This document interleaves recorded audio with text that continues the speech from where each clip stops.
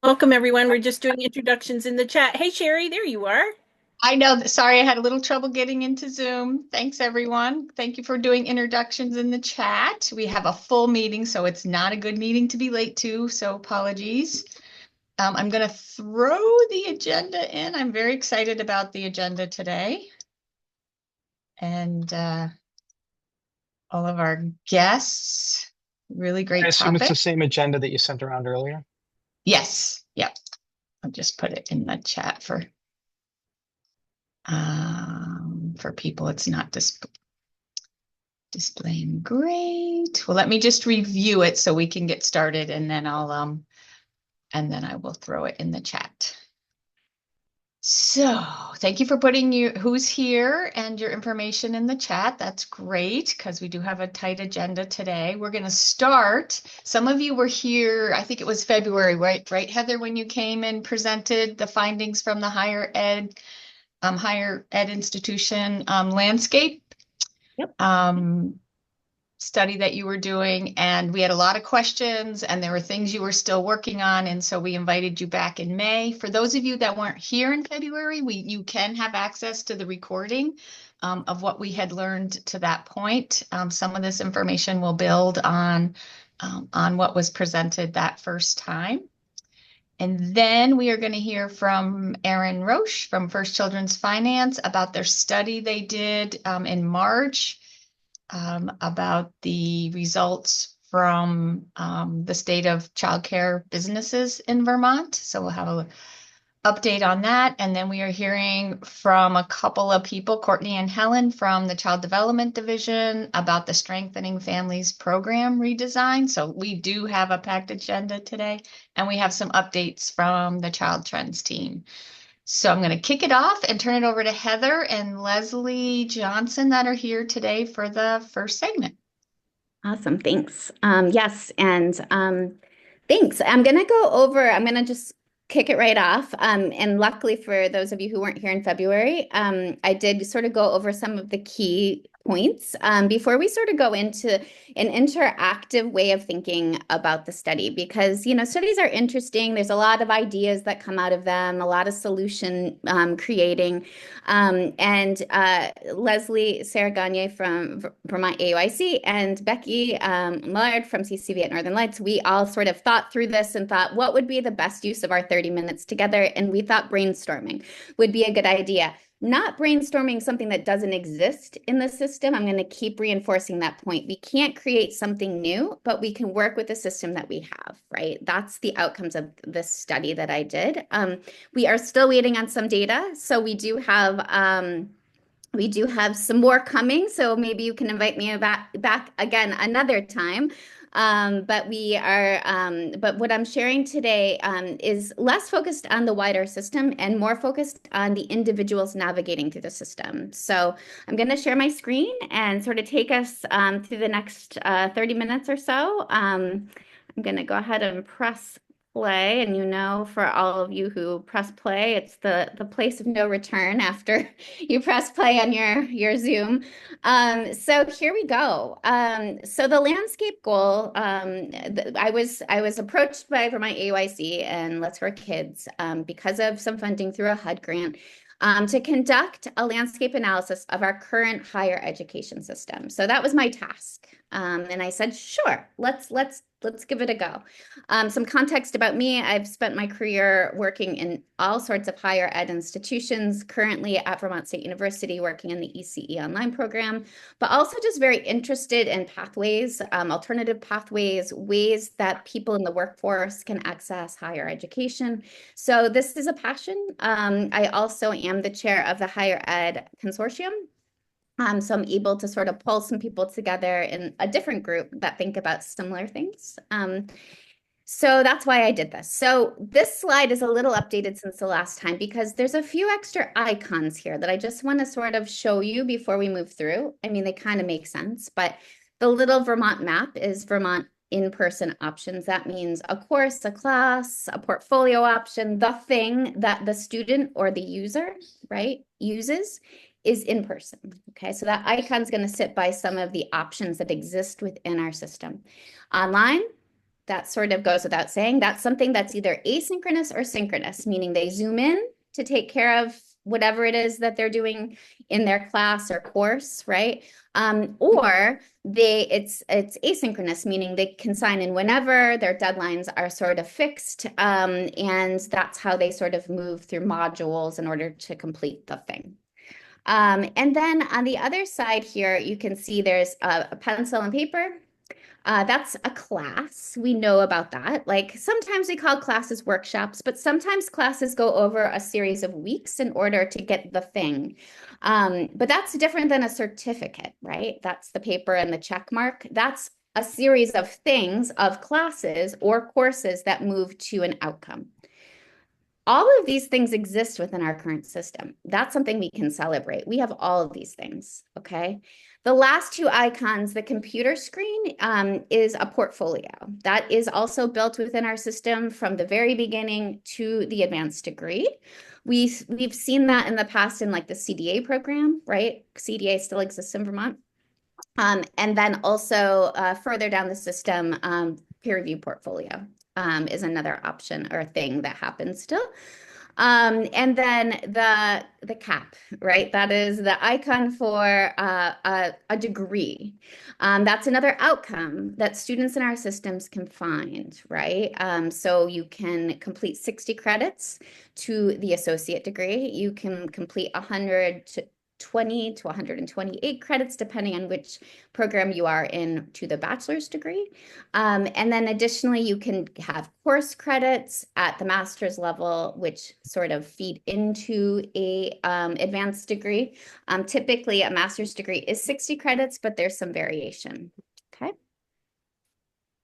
So we looked at this slide before, and I'm just going to remind you that when we have a good idea in these committees and these groups, especially when it impacts higher ed, even the class, even the portfolio, and definitely the course, all of these ideas have to funnel like the rain clouds, and we've seen a lot of rain, moving through the tributaries, moving through the watersheds and divides, moving to the system, the basin, which is where the students are, right? Waiting for our good ideas to come into fruition.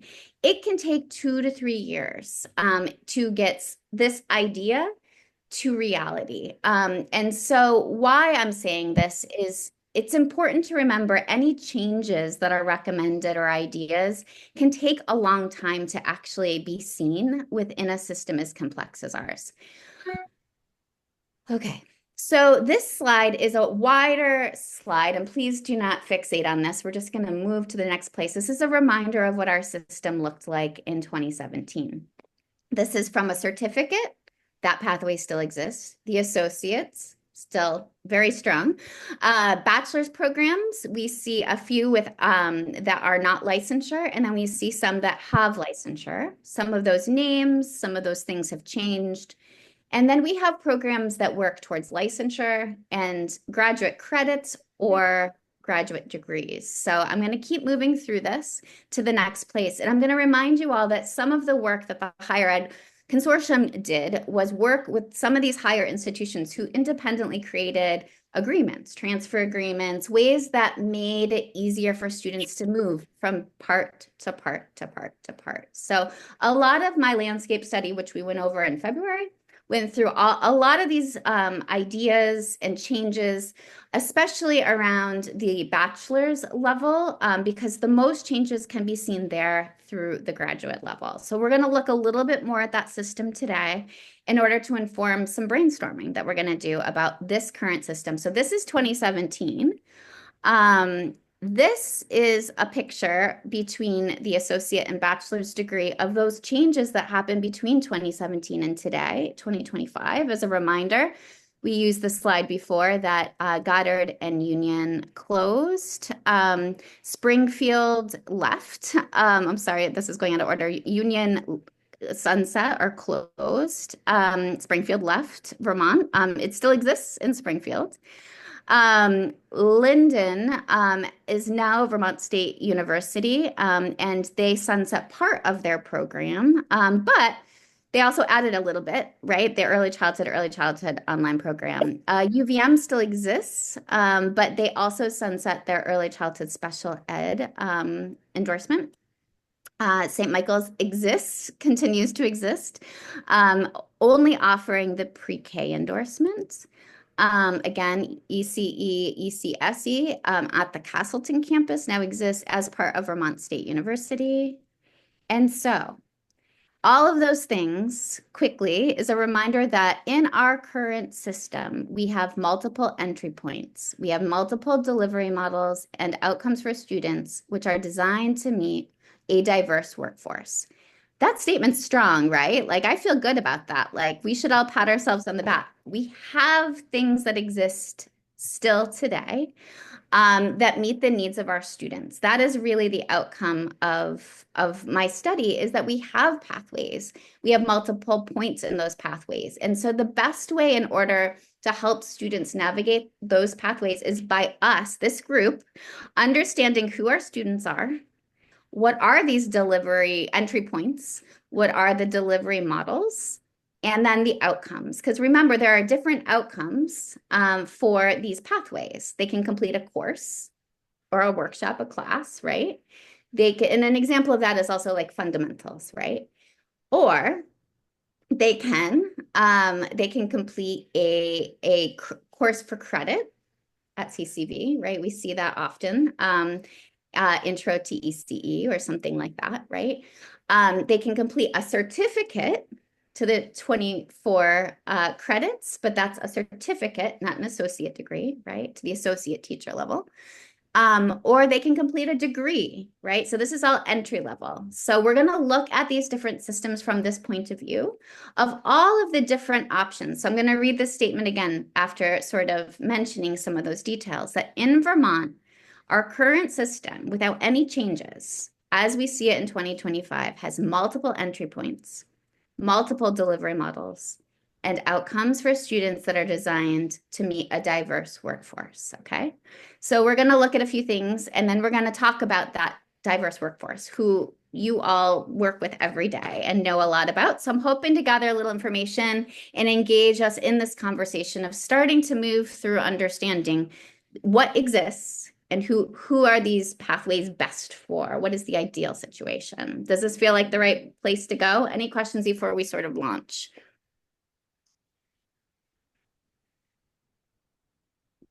And Sherry, can you watch the chat? Because I can't see it at all. Thank you. Okay, so let's start at the beginning. So at CCV and CCV at Northern Lights, we have in person, see this little icon in the corner again, and we have online synchronous and asynchronous options around the state. So to remind you, there are 12 CCV locations. Most content curriculum, again, we're going to go through these ideas of the pencil and paper. The classes or courses for credit or not credit are offered in various locations, online, in person. We have many options. Those options shift based on interest. So, you know, if we wanted to nail down, well, how many in the northern part of the state, how many in the southern part of the state, it's going to vary, right? It's going to vary depending on interest and recruitment, right? Recruitment really does impact the way that these ideas can be conceived.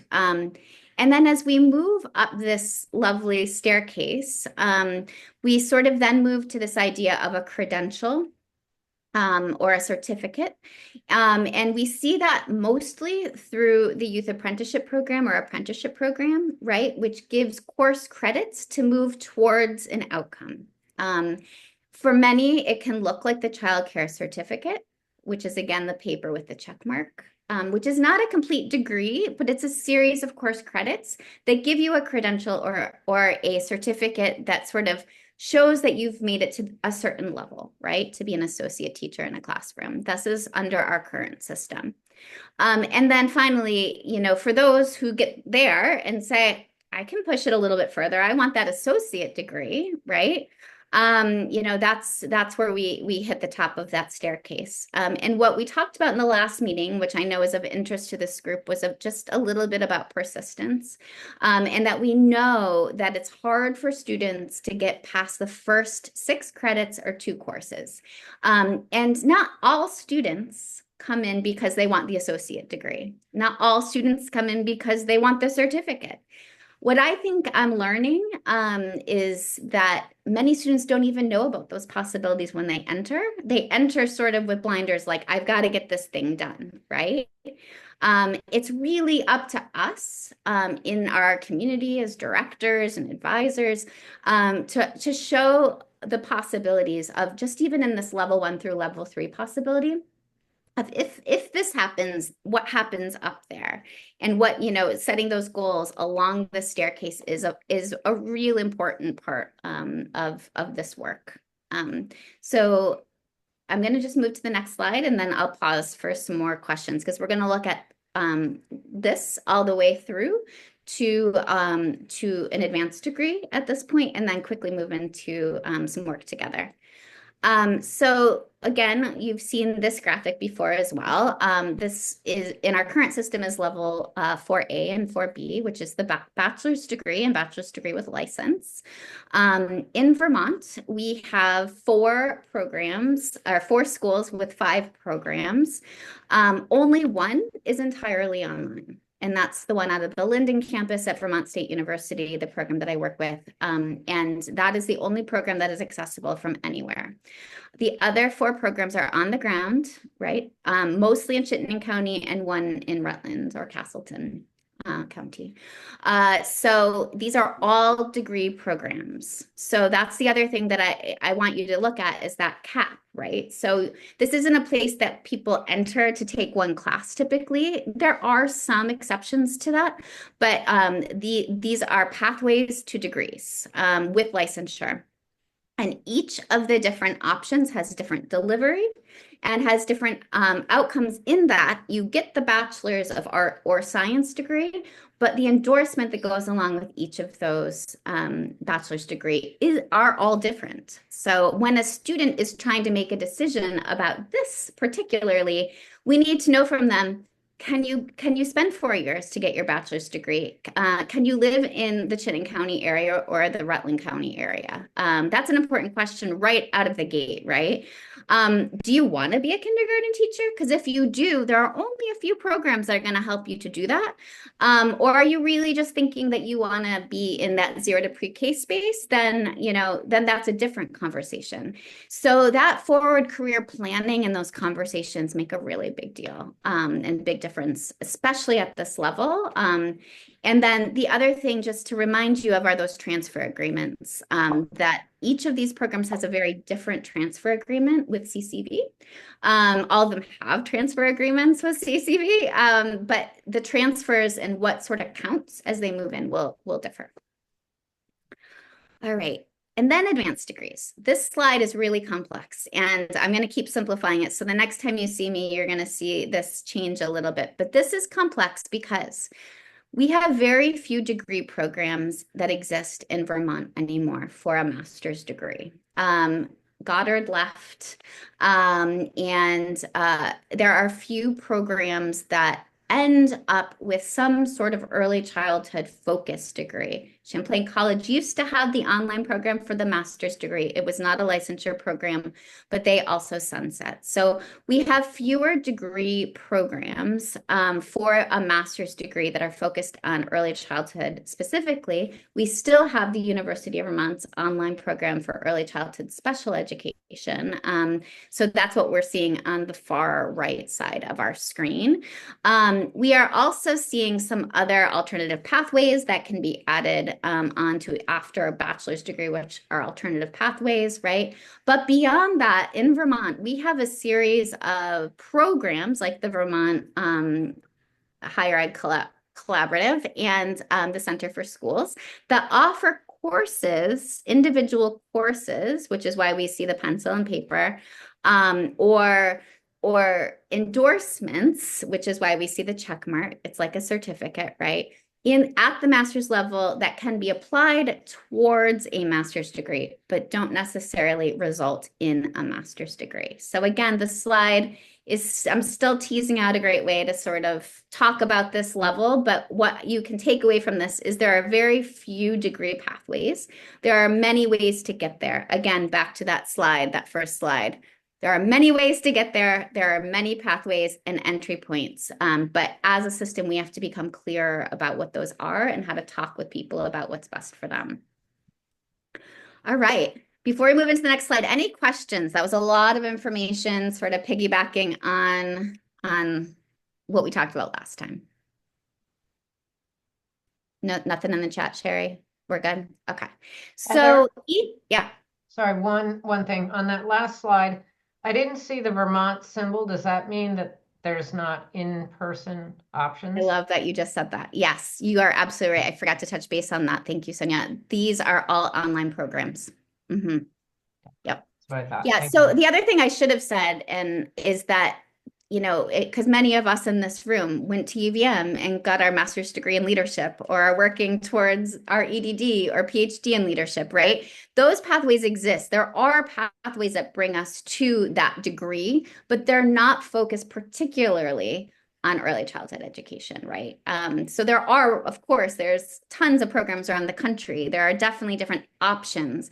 But if someone were to say, I really want to get my master's degree in something that relates to early childhood education, in a traditional way, we don't have that program anymore. If they want early childhood special education, we still do have that program, but it is 100% online. Thank you. And Heather, there was one question in the chat asking what the 2+2 on the transfer page. Yep. I'm is. happy to talk about that. Yeah. 2+2, I'm going to just go back one slide then just to make sure.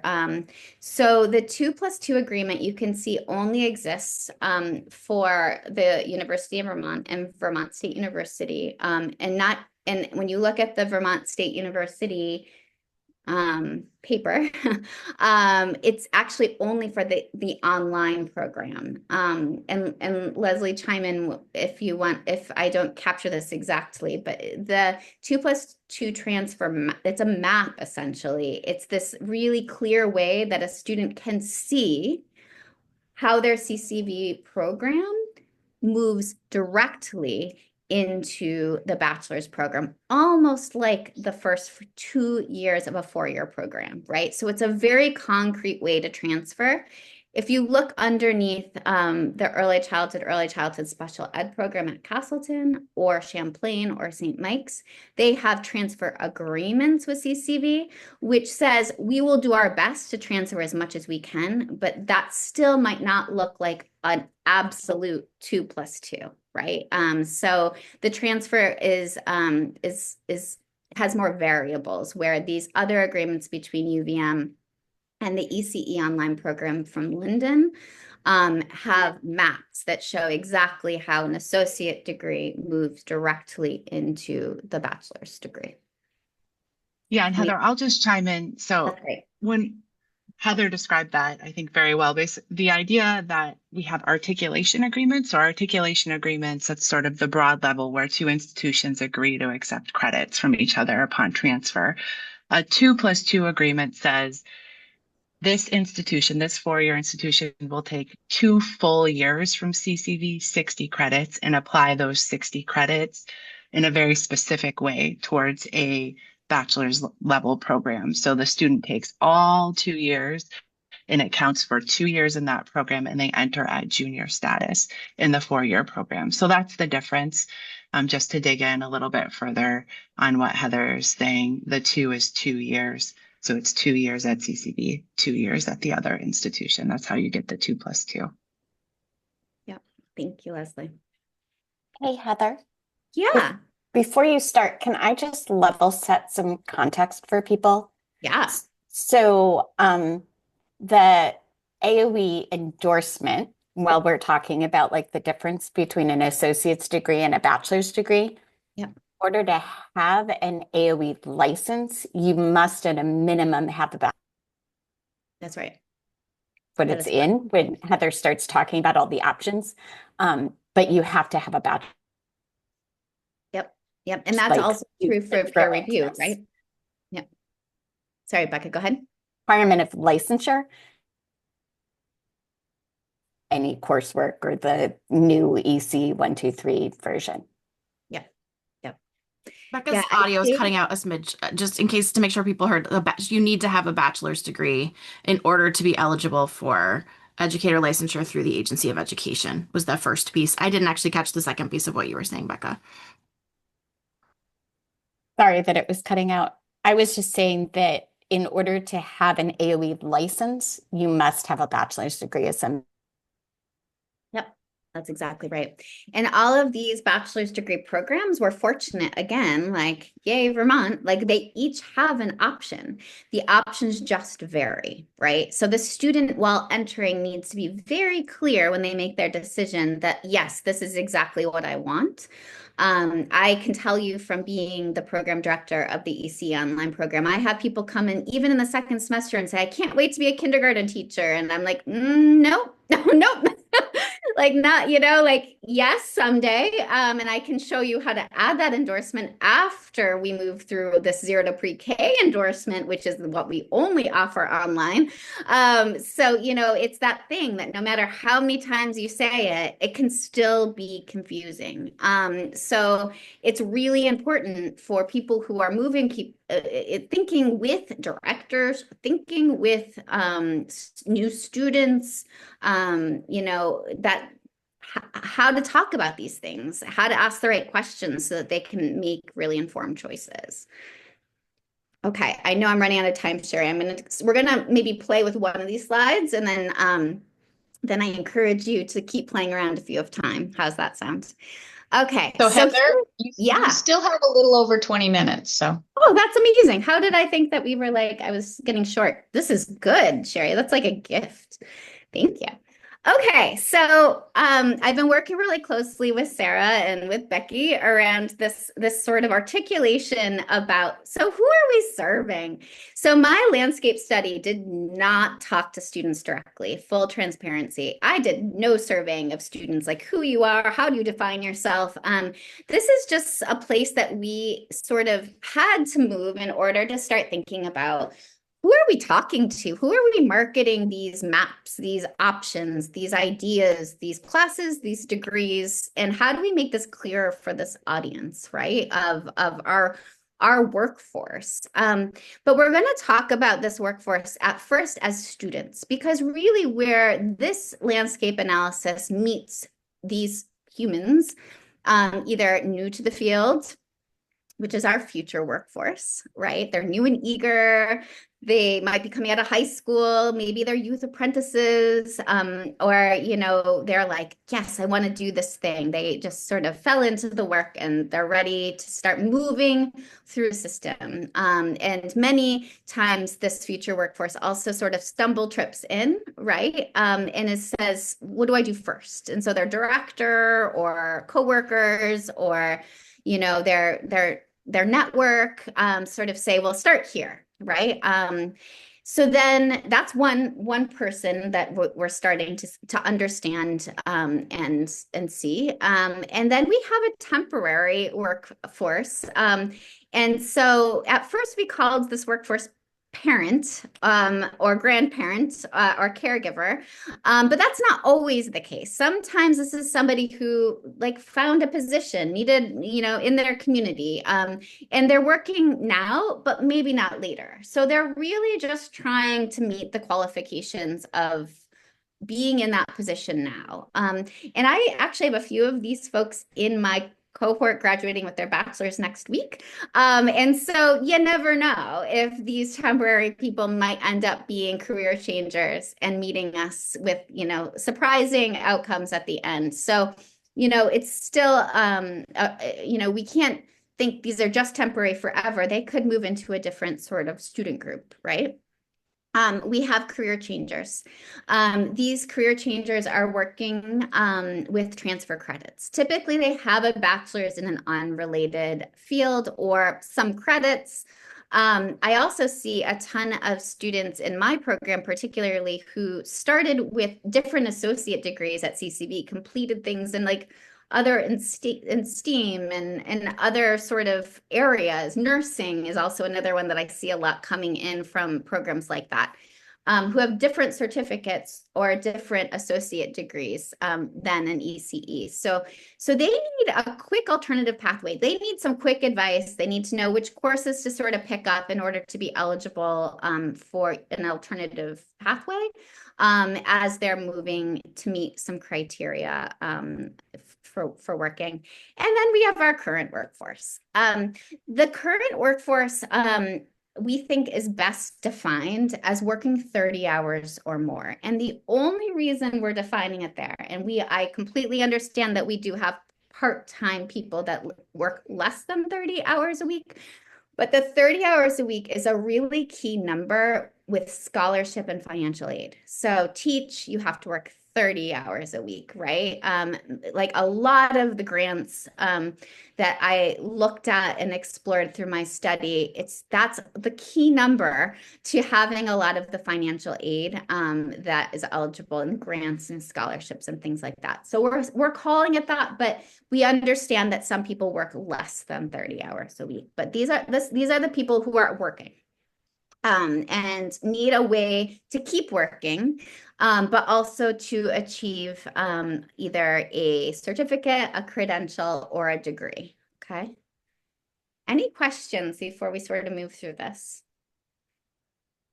Does it make sense? Did I forget anybody? Is there another person you're... So Heather, the only thing I would sort of, I think it's fine as it is, but I would sort of articulate within the current workforce, I almost think there are those two branches as well. Like there are the folks within our current workforce who are looking at this as their career as an early childhood educator.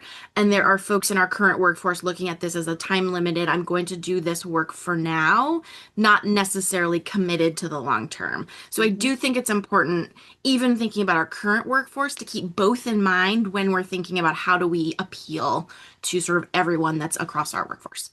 Yep. I think that's a great reminder. Any other insight? Did we forget anybody?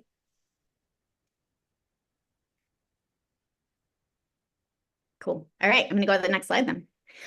So we're gonna do an exercise. I'm gonna actually stop sharing after I show you these next 4 slides, and we're gonna look at each other, and I'm gonna put a link in your chat, which guides you to pages that look just like this that we can play with. So I'm gonna show you what that means.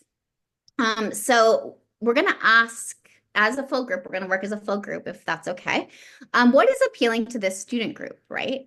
So this new workforce, thinking about these icons, is it an in-state or in-person thing? Is it an online thing? Is it a certificate? Is it a course? We're going to play with this. We're going to take some notes. We're going to ask questions like, who's helping them? Like, so who are the people around them as they're making decisions? Like, for example, their family, their school counselors, right? Their peers, right? So we're going to talk about the who. We're going to think about where are they? Where are these people that are new? What social media platforms do they visit?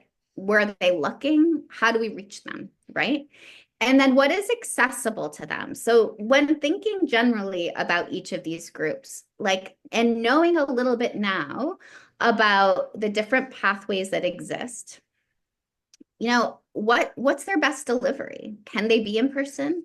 Do they need online, right? What kinds of locations are going to be ideal? So we're going to kind of play this game. I'm going to come out of this PowerPoint and I'm going to stop sharing. And I'm going to tuck this link, and then we're going to play together. I'm going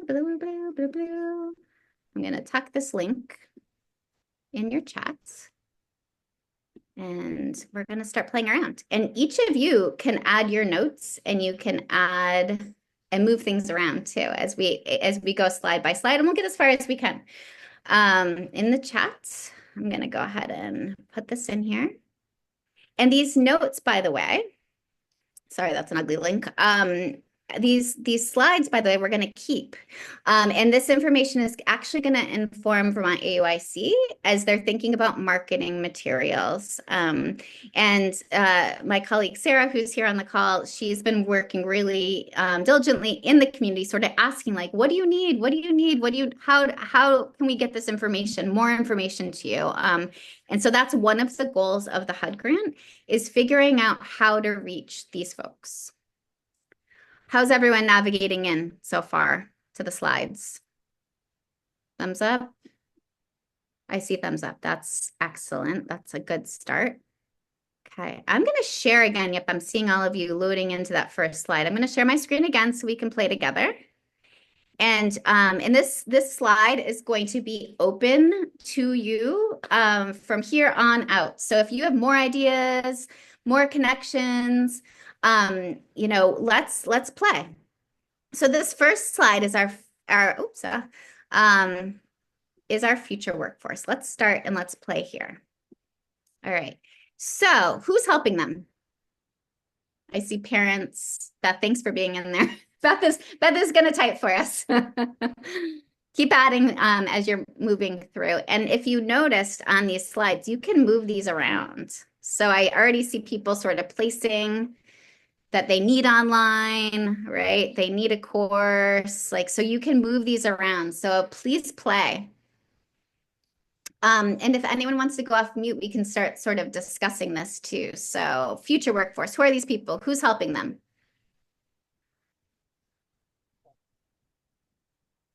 I see parents, counselors, friends. Anyone else have ideas if they're not typing too? You guys are so good at this. And all of this information is going to be kept, which is the best part that we can use. I'm going to do the same exercise with 2 more groups like this, stakeholder groups. So we're going to have a lot of great data.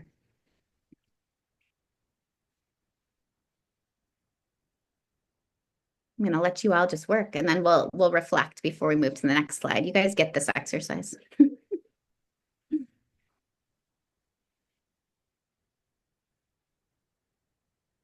Very cool. Heather, this is Cynthia. I'm just Hi. curious. Hi, how are you? Good. I'm curious with this exercise, is there a little bit about what each sector or population needs to know, like what type of information? Because I'm also really curious that, you know, the future workforce might need different type of information. So while these 3 questions are really helpful, like, do we know what they really need to know? And when you were talking earlier, you know, an 18-year-old trying to navigate this Vermont system and knowing this is the path I want to take because this is the outcome. When you were talking about, oh, I can't wait to teach kindergarten, and you're like, nope, not yet. Right. That's huge knowledge to have up front, right? So I'm also trying to balance, like, great, who's helping them? Where do they find information? What's accessible in terms of the delivery of these programs? But what information do we need to target to each population to really help them make sound choices? I don't know. Maybe that's not part of this, or maybe you already know that. I don't know that. That's what we're doing right here, is we're collecting that information, because all of you work with all these different students. At some point, you reach these people, you have these relationships and this knowledge.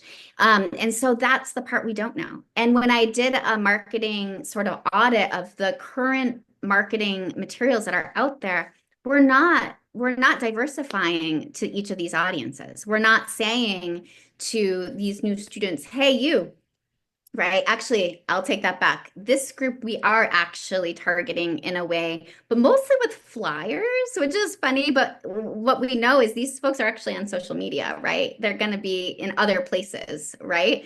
You know, we need to be thinking about how a strategy, right, to reach these folks where they are, which is why we're gathering this information and being thoughtful about that, because they do need to know, Cynthia. What you just said is exactly the point of this exercise, is they need to know what their options are so that they don't enter a program and then in the first semester say, wait a minute, this isn't the right program for me, or I have to work. I can't also student teach, or I can't move, right? And so we do need to be clear as a system what these options are so that people can make good choices. Heather, this doesn't fit in any of your boxes, but I think a piece that I keep thinking of is some of what I've heard from our four-year institutions or our 2+2, right? Our degree institutions is the lack of student teaching placements. And so I think about this future workforce and like we can do all the things, but how do we do like revisits, right? Of like, oh, you're interested, you're graduating from, CTE, and like, look, you can visit Mary Johnson, or you can visit the public school, or you can visit your community program.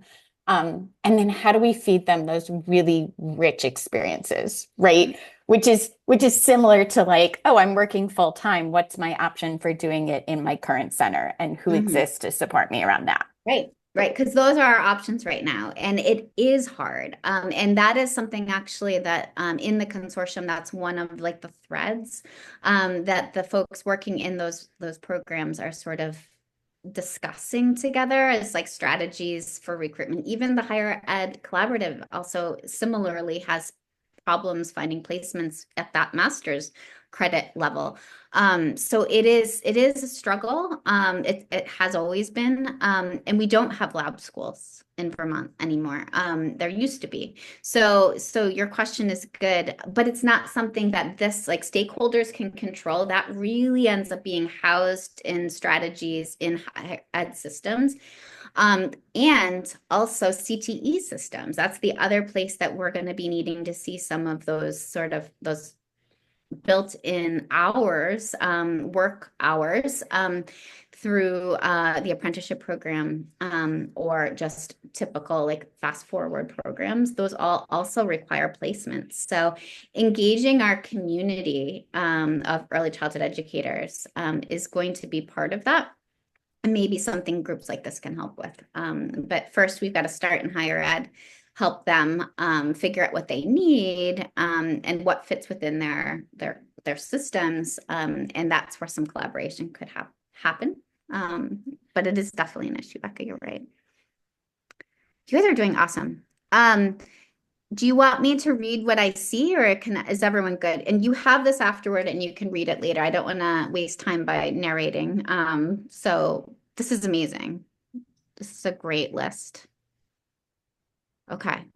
Do we feel comfortable moving on to our temporary students? So these are folks who entered because they sort of came into it. Maybe their kids or grandkids are in. Can I ask a clarifying question as yeah, we're sure. moving into this next slide? So are we talking about how can we recruit new folks in using these lenses, or are we talking about people that are already in the system?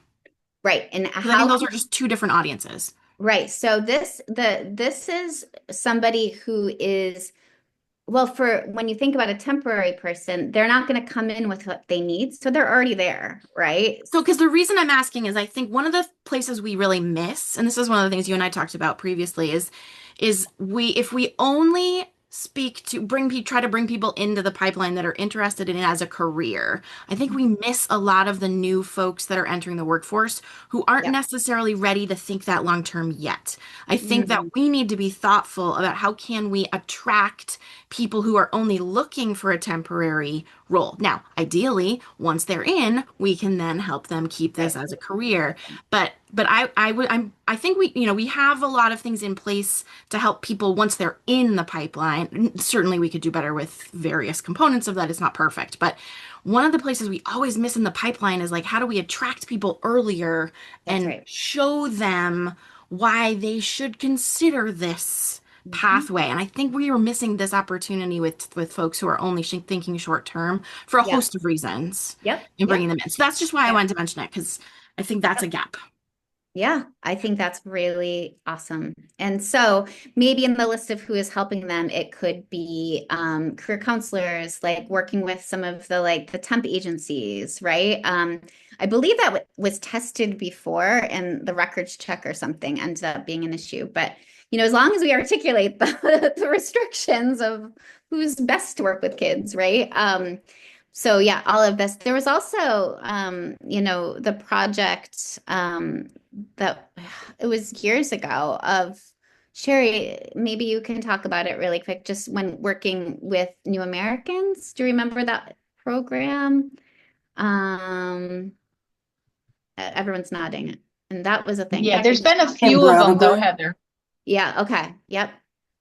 Yeah, of helping people enter as family childcare, Mhm. family homes, right? Or also just as a recruitment tool, right? Yeah. Yeah, and I think some of the challenges we saw with some of those had to do with making sure that we're really thoughtful about the needs and wants of the population that we're working with. And I think there have Yeah. been some of those projects have been more successful than others. And, Yeah. you know, I think just really being thoughtful about, is there a cultural match between the audience we are trying to bring in and the requirements of the regulated system, which is not always going to be a match. Right, exactly. Sometimes it doesn't fit. But I like what we have so far in this temporary student. And you can see the first slide, you know, people coming into the field, that was pretty easy to think about. Everyone was typing and adding, and temporary is harder, right? But remember, you can move and toggle these guys, these different things. Like what do they need if they're working online? Because you know, is it a quick class? I mean, so don't forget you can toggle all of these and figure out, you know, what is their best pathway. If they're temporary, maybe it's not a degree, you know, at first, but what would qualify them to stay in their job. So don't forget to toggle these things around, because that's the other piece of all of this is when we're thinking about recruitment, we need to know what program might work for them. We're only making assumptions, right? So yeah, I like this. Everybody's sort of now, all right, these are good ideas. School systems, friends, neighbors. Where do they find the information? I would also say maybe these people are on Indeed looking for jobs, you know, how often do we have, you know, push notifications or ads about like ever thinking about this kind of work? Like go here, you know, because those are great places to sort of get people's attention, right? 7 days, you know, looking through the yeah, exactly. Thank you for writing those notes. So these are places that they might be, right? Nice job, everybody. How are we doing for time, Sherry? Pretty good. You get about 1 or 2 minutes. I love it. Great. So you see how the exercise works and how complicated it can get. But what you're offering us, and if you're done with this slide, please feel free to just move to the next one, and we'll look at it in the next 2 minutes. But this is the work that needs to be done by our system now, right? So the landscape analysis is only as helpful as what we do with the information. And the information is that we know that it takes a long time to build new things, right? So the things we've built actually can meet the needs of entry-level people, students, all the way to advanced career degree options, right? We have fewer of each choice, but each choice has so many different variables that as a system, we have to memorize. We have to get good at talking about with our fields in order to support the right choices and also like the long view, right? So if a student, like a temporary student, can only see as far as fundamentals, yep, that's where they want to be now. But at some point, somebody's got to tell them, did you know there's this childcare certificate? You could make a little bit more per hour if you become an associate teacher. And then all of a sudden you see them have their associate degree and then they've moved on and now they have their bachelor's and license. Like that's how this works, right? So there's got to be some sort of way to be able to see that continuum. Because there is actually a very clear pathway. There's many of them, but we've got to get good at talking about those things. And then career changers. I love that people go ahead and started this. I'm going to put this online thing here again. Some can totally end up doing programs and degrees that are, that are in person too, depending on their commitment. Because remember, career changers might be working and might need something fast, but they also might just need another class or course or something, right? Which for course credit typically, right? Because they have pretty much everything else that they need typically, right? So please keep filling this out. And then let's just look at this last one and then we'll wrap up. And then our current workforce, man, we probably should have started there. But this group, we know a lot about. This is the group we work with probably mostly. So please take time to fill this out in your spare time. The link is there. Maybe you can put it in the notes, Sherry, if people want to like circle back to it. But our current workforce probably needs every single one of these things, which thank God we have every single one of these things. But what is the most direct path, right? How do we help people get there? A lot of times it is online because they are working and that's what's possible. Maybe it's a certificate, maybe it's a degree, maybe it's a course, but you got to start somewhere. So this information is super helpful. And hopefully next time I come around, I'll have a little bit more exit data about persistence and places that people are falling out. And also I hopefully will have more information about this, some recommendations for some marketing materials that is a system we can work on together. Ta-da! Cool. I'm gonna escape out of stopping to share. Questions? Good connections? Leslie, Sarah, I'm sure I missed things, but Heather, it's Cynthia again, and I know what I'm about to say relates back to your watershed idea. So just bear with me. But I'm thinking about that transparency piece, and it's really clear Vermont system has amazing flexible pathways, on-ramps, like that, right? Like we have done amazing work here, no doubt about it. And we have to clarify and get that information out. I am thinking about that end product. You really did an amazing job of highlighting that while there are lots of on-ramps, the endpoints are very defined. They are super specific. You better know exactly where you're going and which program aligns. And in order to make it efficient and effective, unfortunately, from a monetary perspective, right? Like you've got to know that early. So I'm wondering, is there a way, if Vermont defines early childhood as birth through grade 3, is there a way for our higher ed collaboration to work more, I don't know what the word is, whether it's collaboratively or not, but to really think about, can the outcomes be more flexible and more cross-cutting? Can there be more birth to grade 3 combinations or endorsements that help people get into the system? And I'm thinking about that in terms of persistence, right? It's going to be really deflating if you're halfway through an associate's and you've realized it may not articulate into what you plan to do at the end. So yes, we need all this information you're talking about here, but you just did such a good job of highlighting the multiple ways that people can get in and the multiple flexible pathways. But if they don't align with the endpoint and we don't articulate that well enough for folks, I'm worried that impacts persistence. Mm-hmm. Yeah, I don't have that answer. I think getting some information from the field about about goal setting, about where they want to be, and also where they want the information, and also just being clear about our advisors, right? Like we have embedded advisors in all sorts of stakeholder groups sitting here on this Zoom, right? Making sure that information is clear and consistent.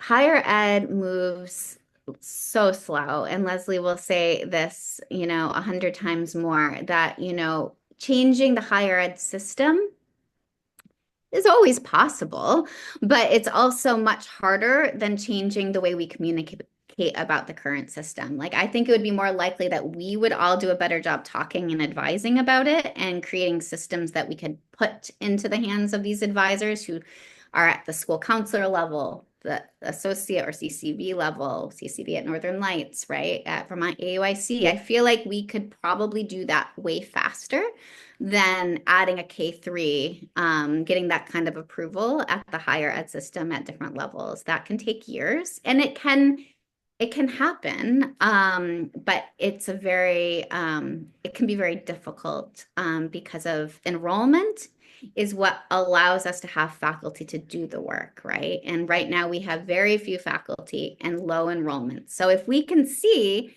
that some of these strategies of getting more people interested and excited, then I think we could probably start working on adding and becoming more consistent across the system. But right now there just is not enrollment to support that.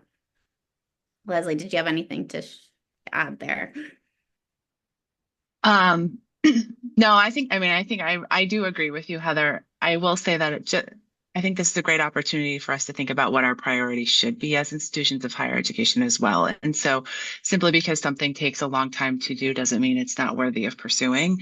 So I hear that point, and I think that it's good information for us to take back to the higher ed consortium as well, and think about what we can do collaboratively, because I'm all for collaboration.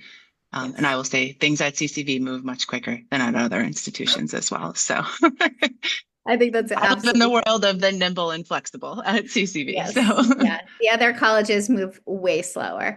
And so the other thing, and I know our time is done, is that the consortium now does have representation from every single faculty member at every single current active college in Vermont. Yay!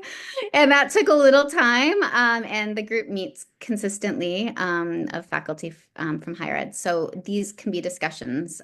Also, those articulation agreements, like how do we figure out how to do more transfer maps and things, that it's another place that we can be more nimble over time. Again, that's administrative work. So all great ideas. Thanks, Heather. Yeah, thanks. And Thanks for your time, Leslie everybody. and Becky and everyone who participated in this discussion. I think there'll be more to come on that and some more related topics.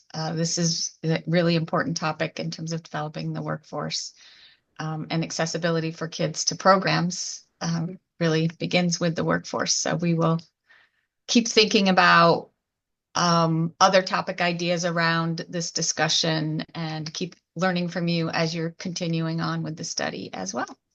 Thank you. Thanks, everybody. Take care.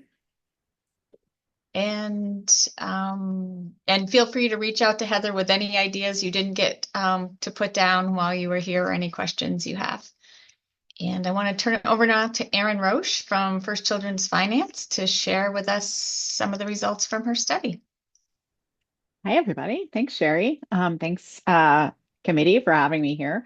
As Sherry said at the beginning, First Children's Finance does an annual survey of childcare businesses. If you're a childcare business, you might appreciate the onerousness of that survey, and we are very grateful for you making the time to do that. I'm going to share a little bit about First Children's Finance and what we do here in Vermont, and I'm going to share a little bit of data about childcare in the state, and then I'm going to share the survey results, and I've got some conclusions for you. In the interest of time and the fact that this is a long meeting, I will focus more on the sort of highlights and conclusions. There are data slides in here. I'm going to go through them quickly. If you are interested in this data, and A, we'll make the slides available, but B, there is a webinar next week on Wednesday, and I'm putting the link if you want to register for that at any time. You're welcome to do that. And yeah, so feel free. If you want more data than I'm really going to go over today, feel free to register for the webinar, and the webinar will get recorded and all that kind of stuff. Plenty of opportunities for that. Great. And hopefully you see my screen, you see the cover page. I'm going to just look to see someone's nodding. Becky's nodding. Thank you, Becky. Great. So here we go. So First Children's Finance, just because maybe not everybody is super familiar, and it's there's a lot going on. Anyway, in Vermont, we are primarily focused on partnering with childcare businesses. We do that through professional development. We also do it through individual technical assistance and business consulting, right, where we work one-on-one with childcare businesses. And I'll talk a little bit more about that at the very end. But also in Vermont, we work with the state of Vermont on giving them advice and our expertise. Most recently, we worked with the state on the childcare cost modeling report. And there will be another one forthcoming, I believe, the end of this year, early 2026. We also consult with communities in Vermont, and we've just started doing a little bit of that work. We're really excited to do more of that in the future. So that's what we do here. The survey results that you're going to see today and our partnerships with childcare businesses is all made possible through a contract that we have with the state of Vermont to do this work. So none of the work we do to support childcare businesses comes at a cost to those childcares. Also, in case you don't know everybody, some people, their bright shining faces are here in our Zoom room right now, but here is the full Vermont team. This is all of us, I think, in November, in Minneapolis, where we all came together with all the First Children's Finance staff nationally. So that's who we are. So you recognize us out in the wild. All right. So first, I've had for a number of years, I've had the opportunity to get and sort of analyze data from the state of all the regulated childcares in the state.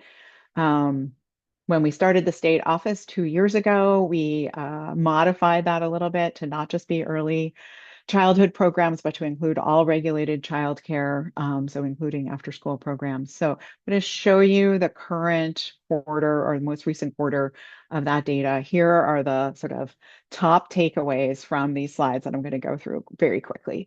First, since Act 76, there are more regulated programs in the state of all types.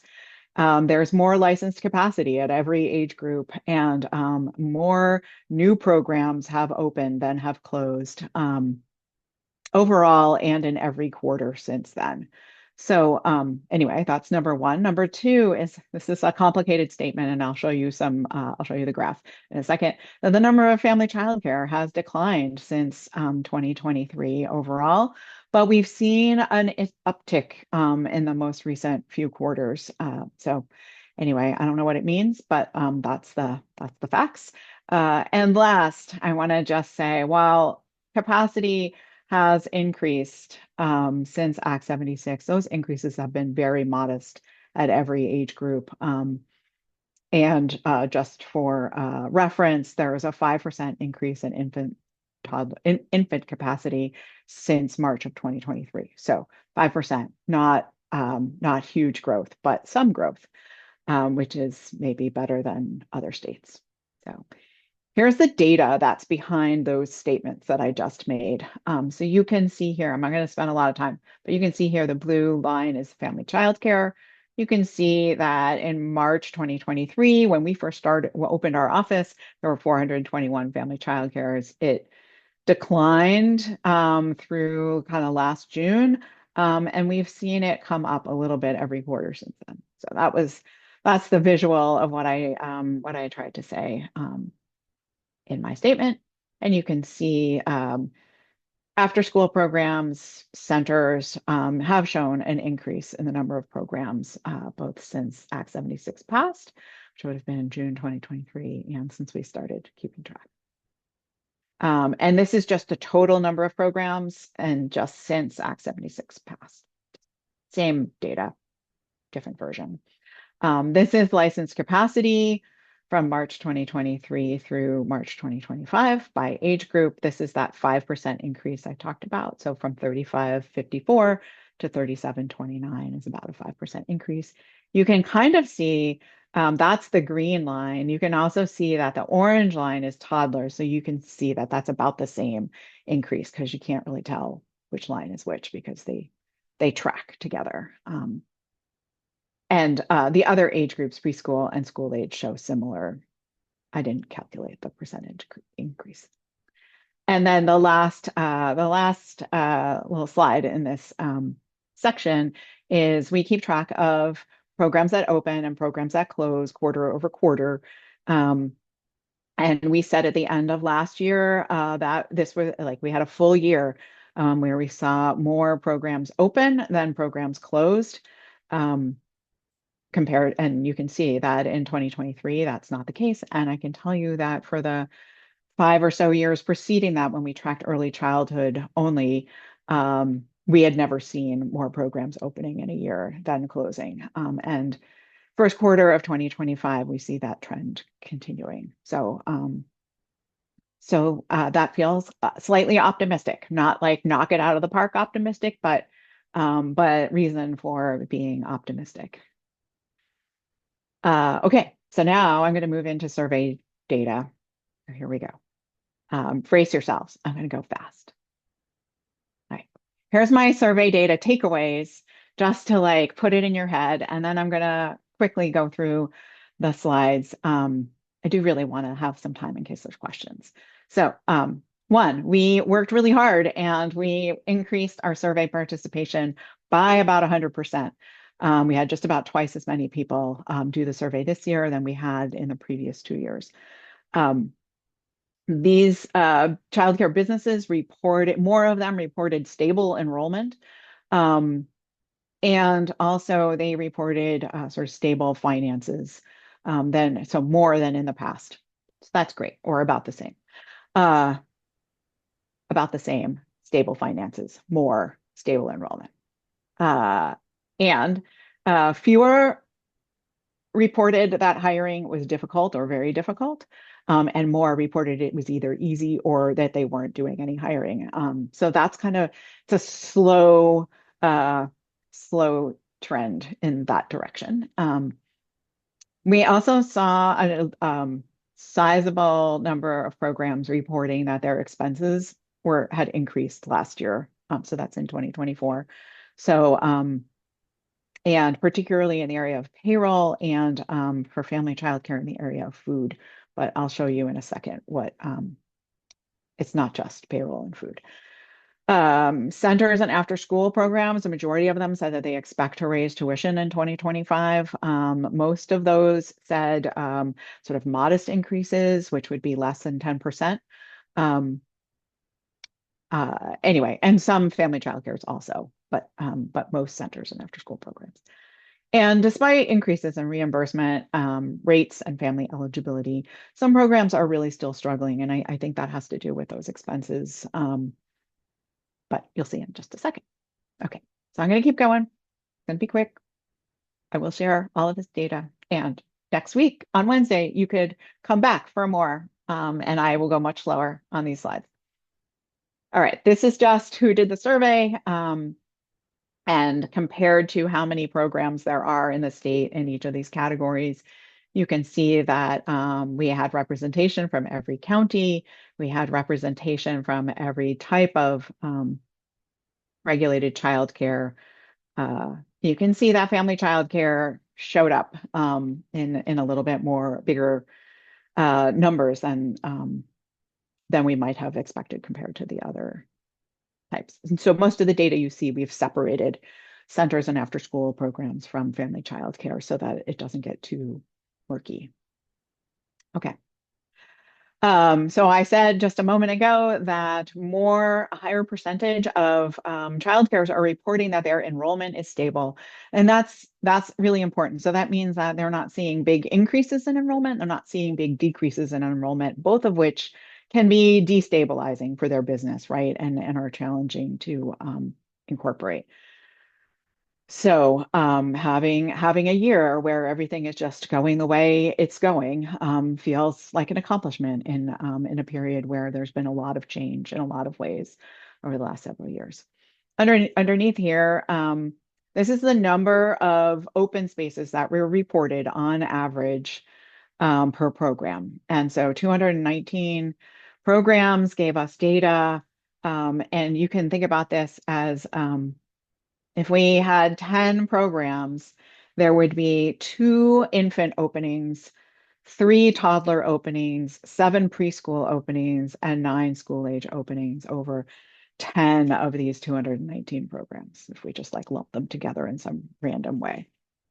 So that's what we're talking about. That is not a lot of openings, right?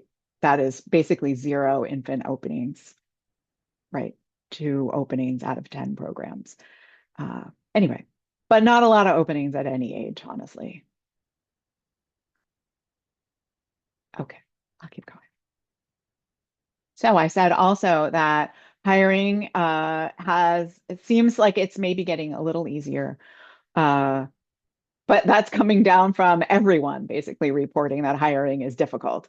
We're now down to just 2/3 saying hiring is difficult. So it's, it's still not easy for sure. I also thought it would be helpful. We asked this year, I don't have any previous years to compare to, but we asked about what the average wages were, what their highest wage you pay at this level and what the lowest wage you pay at this level. And then here we took an average of those. So you can kind of see that teachers are being paid somewhere in the neighborhood of $20 to $25 an hour. Now, these are averages. That means those highest wages, some people are paying more than that. Some people are paying less than that. And at those lowest wages, some people are paying more than that and some people are paying less.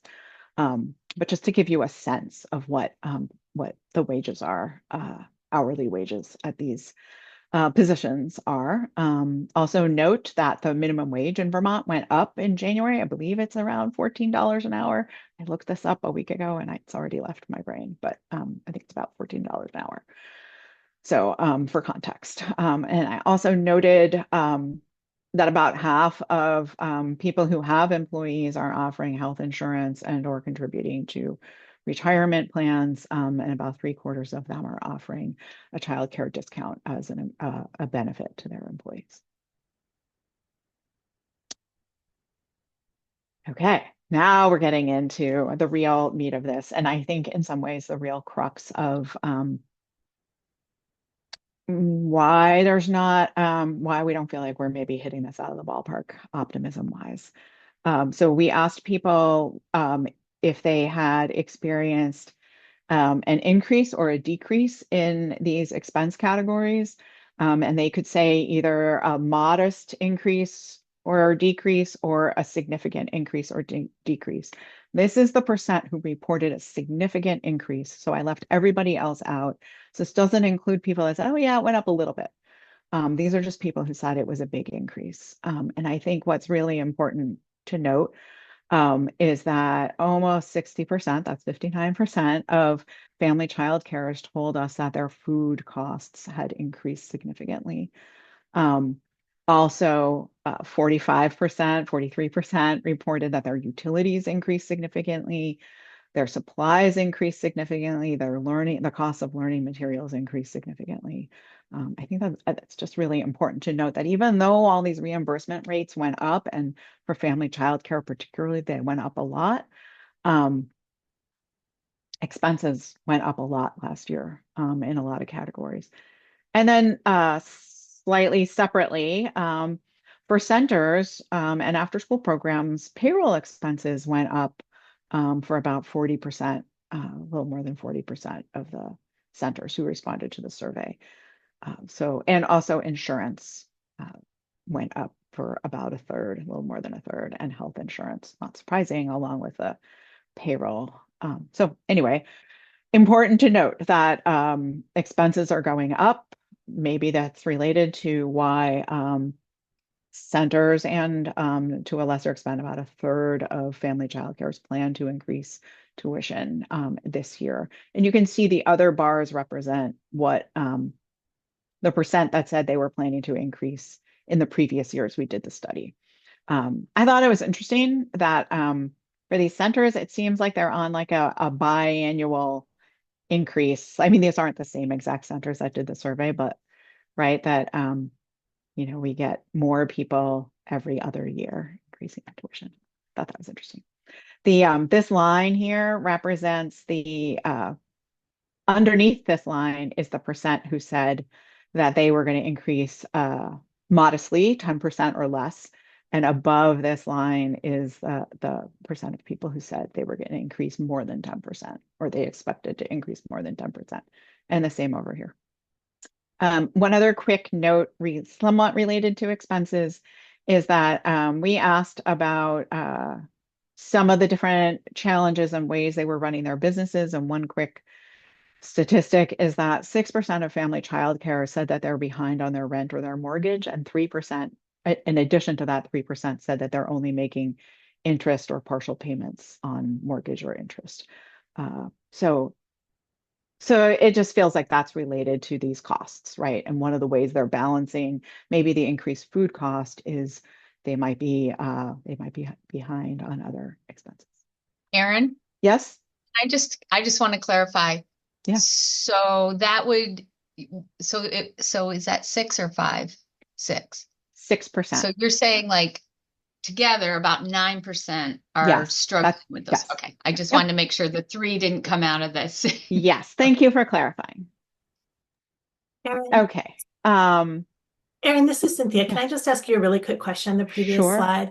I'm Yeah. curious, does this data indicate any relationship? I'm thinking about the expenses that rose for programs, but I would have expected those expenses to rise, given that Act 76 was supposed to support workforce in those areas specifically. So I'm curious, is there any relation between like payroll expenses would go up if the idea was to increase capacity or to increase compensation in some way?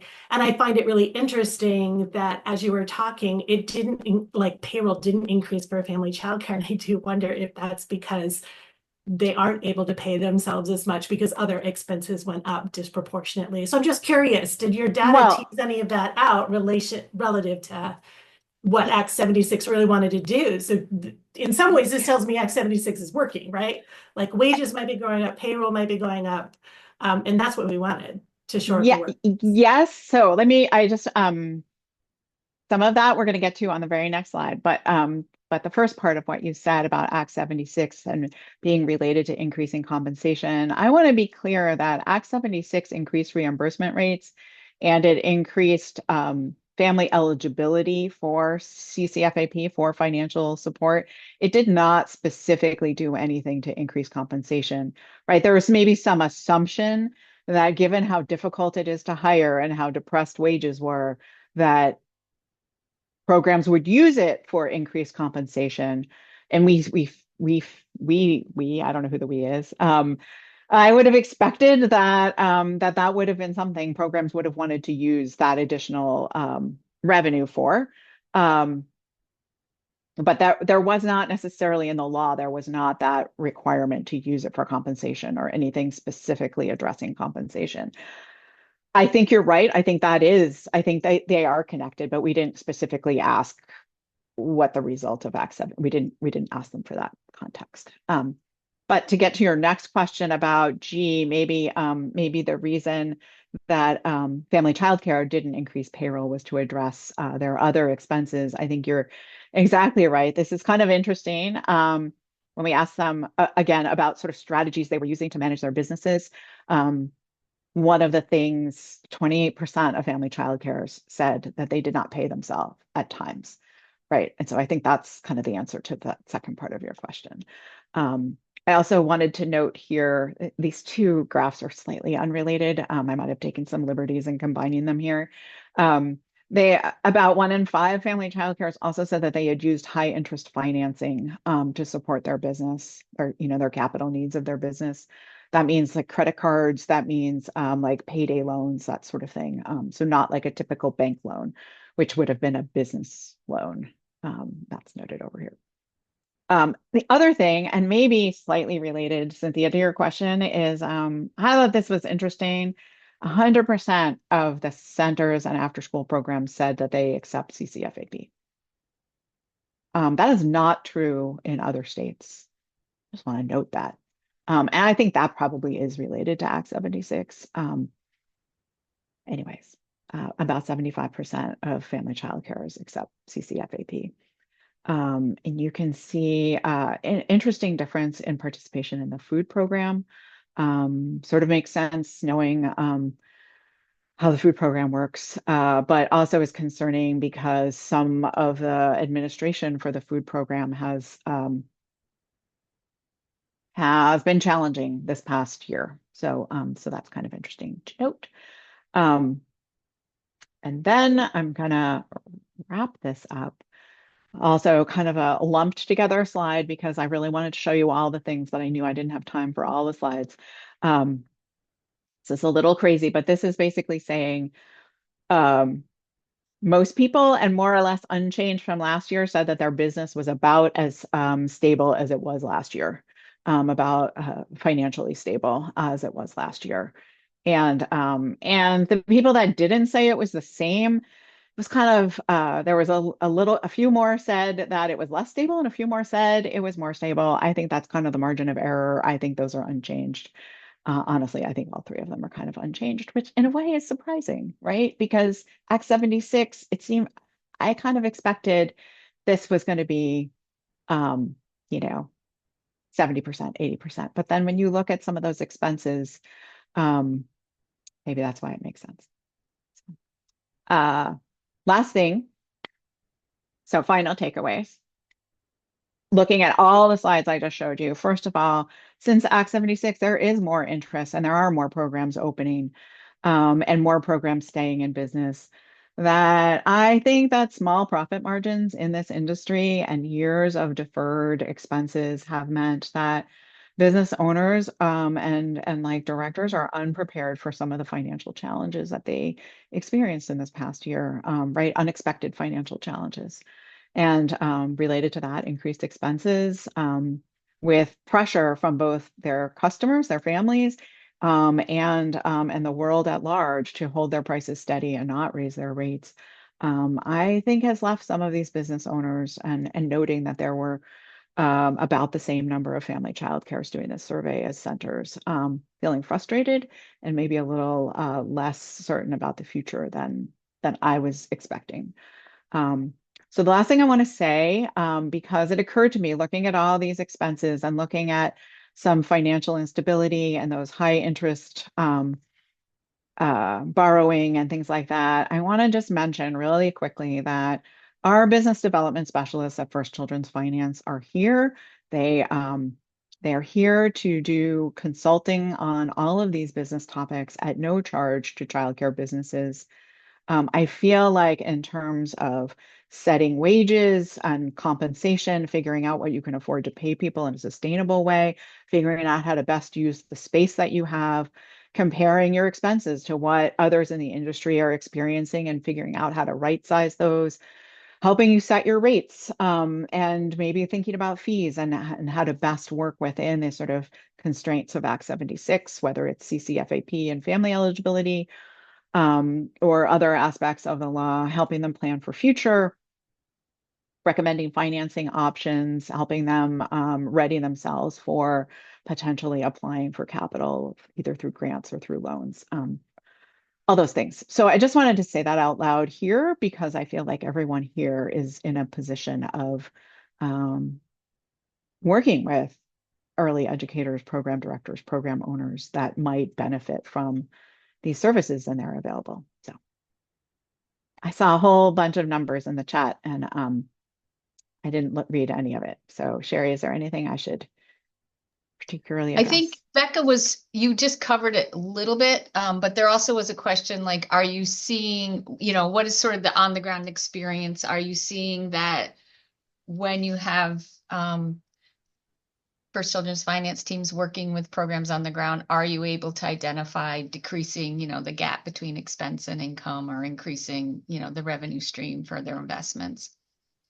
Yeah, that's a great question. And maybe I should have taken that right before I launched into my here's what we can do for you. I think that we have seen programs successfully develop job descriptions for key employees and then go about hiring those employees. We have seen them develop plans for succession. We have seen them find buyers, identify programs to own. We've seen them and help them sort of orchestrate that transaction. We have there's one in particular I'm thinking of that we have worked with, help them write a business plan, develop financial projections. They ended up getting a grant from us. And then when that wasn't enough to do the bigger project that they had in mind, they were able to successfully apply for loans and get loans to finish the project that they had in mind and sort of build that in. And so that's just an example. And there's a couple of other examples I can think of, somebody that came to us early on. They had this idea. They had maybe to tie this back to Heather's presentation, right? They had been working in a child care center for some years and thought that's kind of all they maybe could ever do, but had this dream of opening their own. And they came to us a year and a half ago, wondering if they could get a Make Way for Kids grant to start a family childcare. They came to some of our trainings, they got that grant, they worked with us on a business plan, and they're opening a center now, their very own center. Anyway, I think we can do those things. We also can't do magic, but right? It takes work. It takes effort. So you got to put in the work too. And I'll add, Sonia is wondering if you've seen more programs utilizing your services. And then I will also say what I've seen through the referrals I've worked with too. Often, what First Children's Finance can do is offer a plan. It's really up to the programs to decide if they want to adopt it or not. So those are some of the other pieces. But how about increase in utilization of services? Yeah, I think so. I see Jen shaking her head. I will tell you that this team of 7 is busy. We are really busy. And we get really excited about doing this work. So I don't want to scare anyone away. We're busy, but this is what we want to be doing. I think I said a couple of weeks ago that we have worked with 147 businesses, and some of it is just answering questions. Some of it is in more detailed engagements. And what was it? 63, Jen, business financial models or financial analyses that we've done basically in the last year, I would say. So we haven't kept track of a trajectory, but 63 in a year feels like a fair number for a small but mighty team like us. Mm-hmm. And that's separate from your grant program, which that's separate from the grant program, and it's separate from the trainings. Yep. All right. Thank you. And is there a link for your full presentation you're doing next week in case anyone wants to come? I'll put it where you mentioned something on Wednesday. It is in the chat. It's Wednesday. I think it's at 1 o'clock. Okay. I'm sure it says in the registration link. And so if you want more detail or have more questions, join next week. Thanks, Erin. Yeah, thank you. And now I'd like to turn it over to Helen and Courtney. Oh, Dawn's here. Dawn, I thought you were at Public Service Day. I am, Hey, Dawn. but I ran out to join for Courtney and Helen's presentation. And then I'll drop back. So good to see you. All right. Turn it over to Helen and Courtney. Thanks for joining us. So thank you. I'm going to go ahead and get share. Give me 1 second.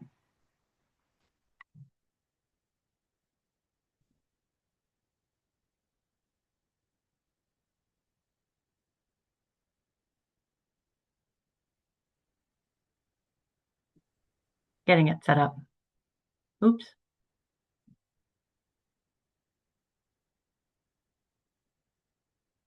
And here's the slideshow.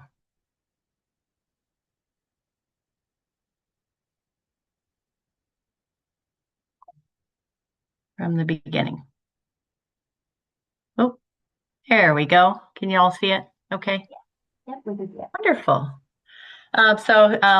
Good morning, and thanks for letting us be here this morning to share what we are proposing as a redesign to our Strengthening Families program. I'm Helen Mattice, our Early Childhood and After School Systems Specialist with CDD. And Courtney, you want to introduce yourself? Yes, hi everyone. Thanks for having us. I'm Courtney Isham, and I'm the Child Care Quality Program Administrator, which really means my primary purpose is overseeing the STARS system. And I just want to thank you all for being here and being a sounding board and thought partner for us today as we look at the Strengthening Families redesign. Great. So I'm going to start. And so I thought it would be helpful to provide a little bit of background on strengthening families and sort of how CDD has invested historically in strengthening families, and then also talk about sort of where we are currently with STARS. And so, and their relationship to each other. So some of you have known, might be, know that CDD's invested in strengthening families at the programmatic level since 2011. We currently fund 27 programs serving approximately 3,200 children and families annually. So you can see down at the bottom here, we served about 1,600 children and their families. This is the latest data that I have between July and December 2024, just doubled that number. So you can see what that looks like. And then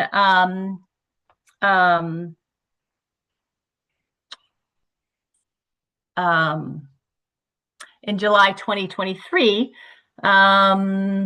we redesigned the STARS program and launched that. And through this program, let me back up. So with Strengthening Families and the Strengthening Families program, those 27 programs are implementing the Strengthening Families approach in their programs. It includes training for program staff, development of an action plan, targeted strategies and activities, as well as measuring their impact with families. And so in that, with those 27 programs on an annual basis, it's impacting about 3,200 children and their families. And so, we're very pleased with the program, and they have really done impactful work with the children and families. We appreciate their hard work and creativity in developing those action plans, and their ongoing work with families. And so, it's a longstanding and has been a longstanding program of CDD. And so, while at the same time, in July 2023, we launched the STARS program and its redesign. And as part of that redesign, Strengthening Families, that approach is now integrated into the STARS system. And so our latest numbers in who is involved in participating in STARS, if we take those programs that are 3, 4, and 5-star level programs across the state, it's impacting 20,581 children. This is our latest data as of a couple days ago. And those children are attending 716 3, 4, and 5-star programs. So you can see sort of just the juxtaposition of those two, not only the Strengthening Families program, but then also the STARS system. And so those two programs have been operating really parallel or in tandem since July 2023. And so, now with the Strengthening Families approach that's integrated within the STARS model, internally, we began this conversation of really how is CDD supporting all programs to fully integrate the Strengthening Families approach into their programs in alignment with our STARS level. And Courtney's going to go into more detail. But what we found was we identified a gap in the support that's being provided across all programs statewide. Okay. And so it led to this conversation and our investigation of how do we provide that kind of support? Because it's a requirement. And so all programs need to be supported at the level so that they can achieve the STAR level that they are working to achieve. Courtney? Thanks, Helen. So we wanted to spend a little bit of time just giving a broad overview of both the STARS and then strengthening families, just to bring everyone into the room. So STARS recognizes programs that engage in continuous quality improvement practices that have the greatest impact on positive child outcomes and that have been identified by the state. And so within that, there are 3 elements of quality to help achieve positive outcomes for children. These include adult-child interactions, and for this element of quality, the class observation and our class assessment and the PQA is used to support this. The second is family and youth engagement. So as you may have guessed, this is where the strengthening families approach comes into play within STARS. And then the third is responsive practices. Within responsive practices, tools such as VELS, child observations, really looking at individualization and recognition of children and families, and then how programs and educators are using that information to guide their curriculum is what really supports responsive practice. So within under family and youth engagement, we use the strengthening families approach and its assessment tools. And so as we really began to support programs in this and see applications come in, this is where we really identified that there was a gap between the requirement of the STARS levels for strengthening families and what resources, supports, and professional development is available to programs and educators to be able to engage at the level that they want to. We're going to look at the strengthening families protective factors. Helen, do you mind moving to the next slide? Thank you. So just a quick refresh on what strengthening families is. It is a research-informed family engagement approach that can be implemented ideally through small everyday actions, and it's really designed to support and recognize families as decision makers within programs as well. Strengthening families helps to reduce risk by building upon a family's current strengths and as a result promoting better child outcomes. There are 5 different protective factors that are identified in strengthening families for how to achieve this. So those include parental resilience, social connections, knowledge of parenting and child development, concrete support in times of need, and social and emotional competence. And so as we look at the STARS model, we have weaved this into each STARS level. Helen, do you mind moving to the next slide? Thank you. So this chart shows each of the levels for STARS and the implementation of what strengthening families looks like at each level.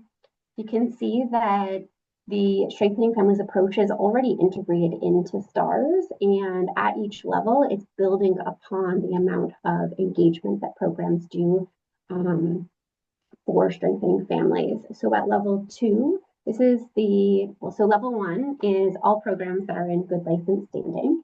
As we move into level 2, this is where programs engage in a self-study of their program as it relates to STARS. One of those components is to complete the strengthening families self-assessment to gain a baseline understanding of what practices and everyday activities they're already implementing in their programs that are supportive of those 5 protective factors. At level 3, programs are becoming really intentional about identifying specific goals. So pulling information out of the self-assessment that they completed and creating intentional goals to implement at least 3 protective factors. And then as we move into level 4, you can see this is where programs are actively integrating a minimum of at least 3 protective factors. And then at level 5, programs are continuing to implement at least three protective factors, in addition to also recognizing families as leaders within their program. One of the things that we noticed as we've started to receive STARS applications is that a lot of times what we will receive for evidence of how programs are implementing those three protective factors is an event flyer, which might really be sort of a one-off event that they are doing in support of a single protective factor versus really fully integrating it as part of their culture and everyday activities and actions that support those protective factors. And again, this is at a broad level, so this is not to say that's how all programs are doing it, but from a broad level, that's what we were noticing, which was really good information for us to be able to say, okay, this is an area that we need to increase what that support looks like for programs to be able to have the support, the coaching, the professional development that they need in order to fully engage at the STARS level that they want to. We'll now move into the next slide. Thanks, Helen. Helen's our driver over there. So this slide is really looking at just bringing us back into the space of our current landscape is that STARS really requires a high understanding or a deep understanding of strengthening families, starting at STARS level 2, and that increases as programs move up to STARS level 3. And that we've identified we have limited support for programs to do that to the extent that STARS has identified is required. Our goal is to create a system-wide approach that really better supports programs and thus families and children to be able to integrate the strengthening families protective factors within programs.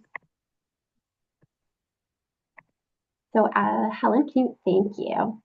So we are very much in the exploration and discovery phase right now. And so as part of this process, we have been engaging in conversations with community partners and various committees, much like what we are doing today, to be able to share the current landscape and what our goal is and be able to gather feedback and generate ideas of how we can create more access in an equitable way for strengthening families and programs to engage in it.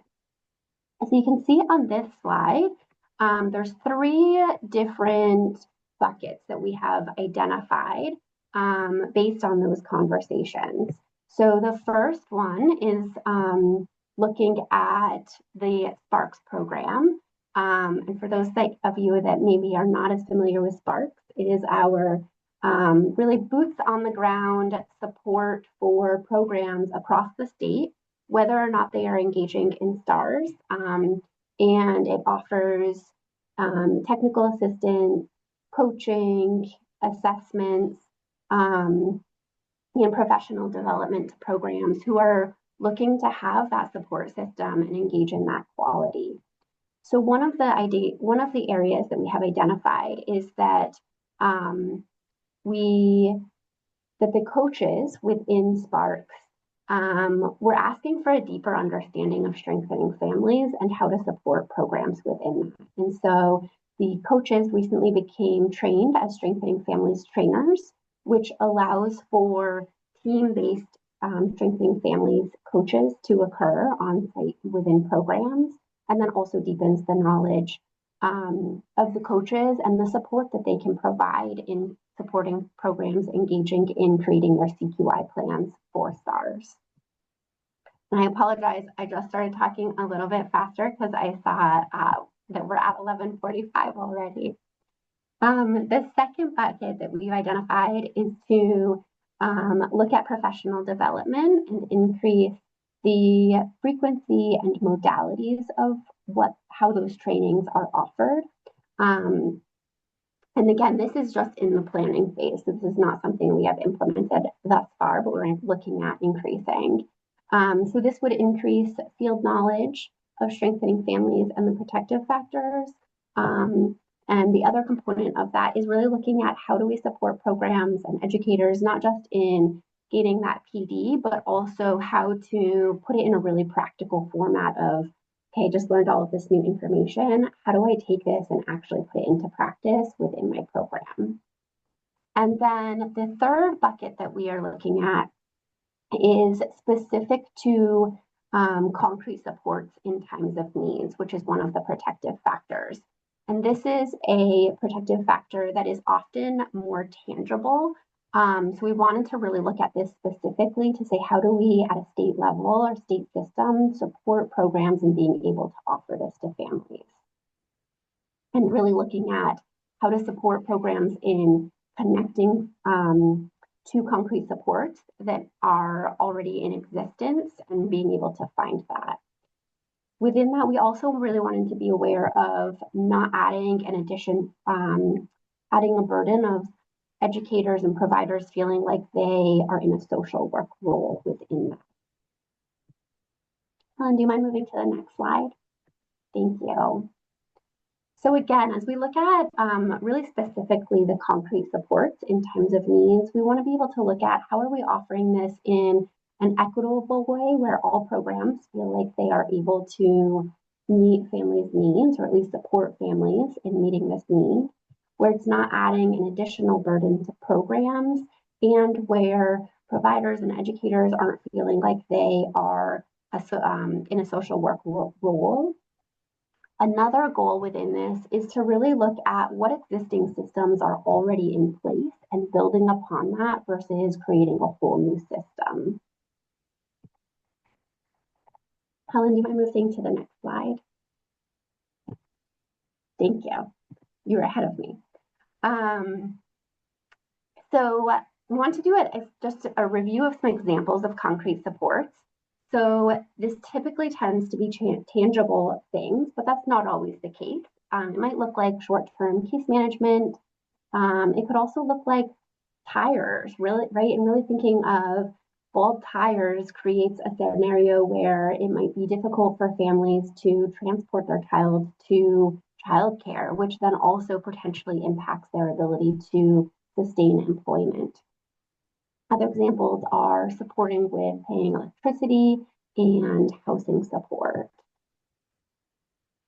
Now I'm going to pass it back over to Helen as we look at what our timeline is.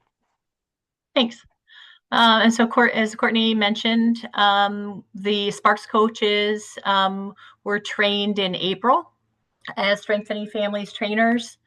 As we look towards August and September this fall, our goal is to increase the number of the trainers to be trained through Northern Lights and making sure that they're available statewide, and increasing this fall, increasing professional development that's available, increasing the frequency of the Northern Lights trainings, trying to think about different kinds of modalities that how it's offered, not necessarily everything that's online, trying to think about ways in which to most effectively support programs to fully integrate Strengthening Families in their programs. And then, as I mentioned before, we're currently investing in the 27 Strengthening Families grantees. They'll receive continued funding over this next year as we fully realize what the redesign will result in. And so they'll continue to receive that funding through September of 2026, and then September 2026 and beyond, really realize our system-wide support to programs that are implementing STARS. So really, again, shifting it then from investing at a programmatic level to a system-wide level, and then also thinking about how do we increase supports to programs to then help families know where and how to access concrete supports. So again, a lot of we're just really at that discovery stage and really trying to think about what the best way is to realize what this looks like 2026 and beyond through these 2 bullets in particular. And so at this point, we want to open it up for questions. I want to be respectful of time. I think I just have a few minutes. And so I think as based on what you heard this morning and how STARS is using the Strengthening Families approach to assess the level to which families and youth are engaged and supported. What do you believe? So as we transition to that statewide system of support for programs, what are the most effective delivery methods and or modalities that we should consider to best provide this instruction and support to the field? Obviously we've thought a lot, but we also, maybe there are things that we haven't thought about, and we really welcome that kind of input, either now or later. So we don't have the time necessarily today to get into a big conversation. We can think about how to revisit this, because we would really love those kinds of ideas. And then also, as we work to increase supports to programs to help families know where and how to access those concrete supports, what existing systems and capacities do we need to make sure that we're considering, or what do we need to really think about? How do we build off of it so we don't create a separate parallel system or anything of that nature? So I would open that up. Yes. So we are, so there's 2 things I want to suggest. This is great. And so if anyone has top of mind items, please put them in the chat right now. But I really would like to have Courtney and Helen back, because I think this would be I love those questions, and have like a lot more time for you to be able to hear from the group. We've talked about things related to this over the past several months. So I definitely want to work with Dawn to steal a little bit more of your time and have you back. But in the meantime, if anyone has some things top of mind that they could share right away, and then we will be sure to get Helen and Courtney back on the agenda now that we have the information and the kind of feedback they're looking for from us.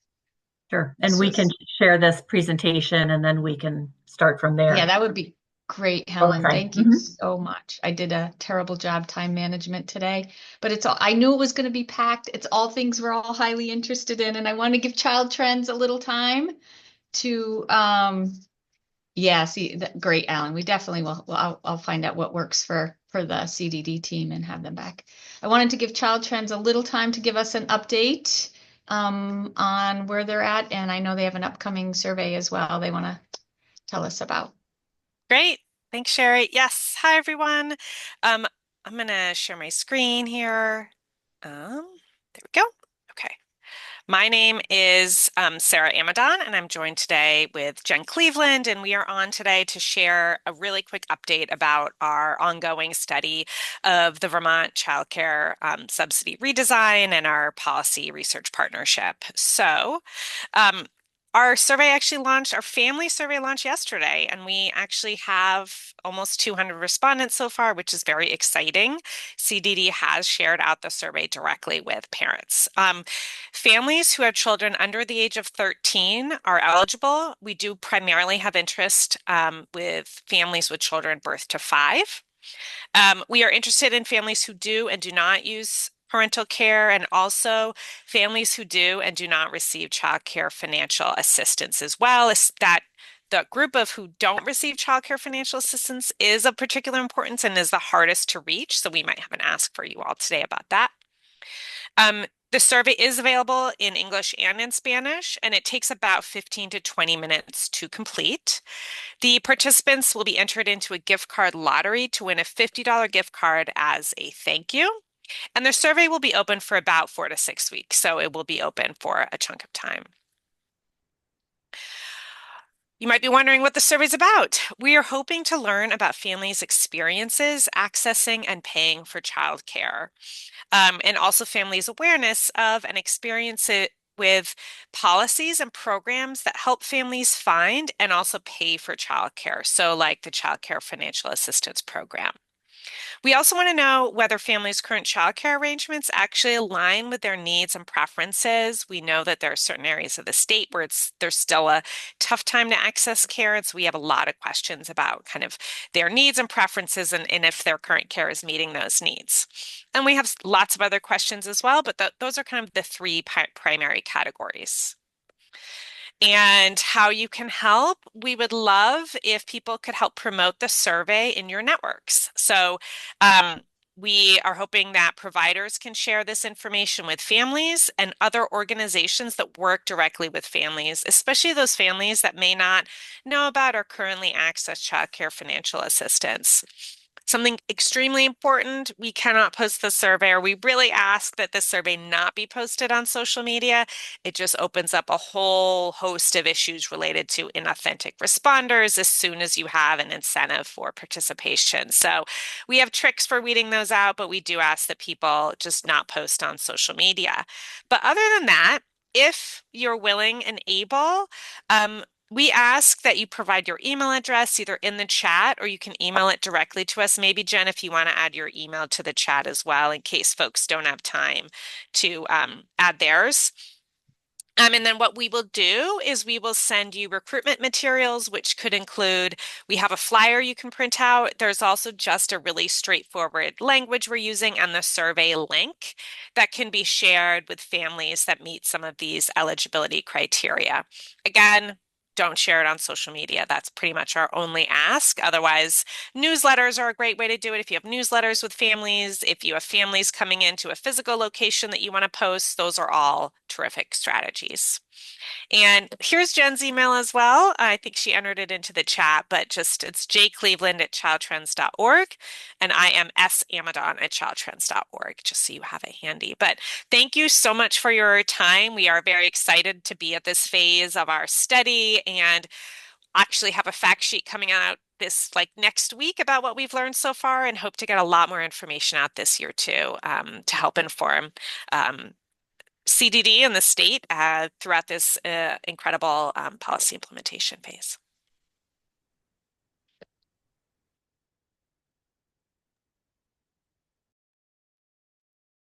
Thank you. That was very efficient. Awesome. Do my best. Jen, is there anything I left out? We just have a question. Luann, yep, sorry. Go for it. Luann was wondering if the link can go to people who lead childcare networks. Is that, as long as it's not on social media, it can be in newsletters or forwarded to groups that work with parents. Yeah, and this is just for families. I will, as a plug, we will be having a childcare provider survey out in about 6 weeks, 4 to 6 weeks. And so we'll have another ask at that time. So you could think about some groups might be best to kind of hold off for that, but absolutely any groups that you think would make sense and would be able to share with their networks of parents, that would be terrific. Awesome. I just wonder if director networks and early childhood network leaders could get it to parents through programs, not necessarily to get responses from the directors or leaders themselves, but to get to those parents that do not currently receive CCFAP. Absolutely, Luann. That was the gap that you were trying to address. Yeah, that's a great suggestion. And Luann, if that's a good direction, we'd be happy to do that. We're asking CDD also to share out directly with providers to then ask their families. So I love that. That's terrific. We'd be happy to do that. So Luann, I'll send you an email that will have a couple of sentences that can be in the email that you send to programs. And then below it will be a few sentences that programs can then forward to families or put in their newsletter. I'm thinking that might be to Vermont AYC, maybe Meg Atwood, who leads the network work through Vermont AYC. Sorry, I'm not the best contact for the networks, I think Beth Wallace is on here. Someone at Vermont AYC would be the connection. Got it. Apologies. Thank you.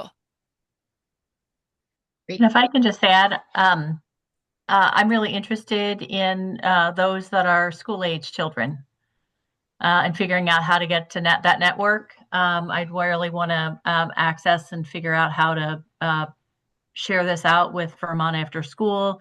Maybe there's some other programs through like 21C. So I'm happy to help to support that and getting that out to those Okay. people. I'll send you that email I just described, Helen. Thank It'll you. have Appreciate it. 2 sets of sentences. Yeah. All right. Thanks, everyone. I'm going to take the last minute to make everyone aware of something that's happening very rapidly in the legislature, and that is an amendment to a bill that is being introduced that would separate using universal education funds for universal pre-K in private programs. So you might want to tune in and see how you feel about that, or reach out to your representative to express how you feel about that. But that is something that came up this morning and will be introduced at 1 p.m. today. So just a legislative update for this group. And this was a great meeting. So many great topics. We will have this Strengthening Families team back so we can give them some really good feedback, thoughtful feedback, and we'll see you in June.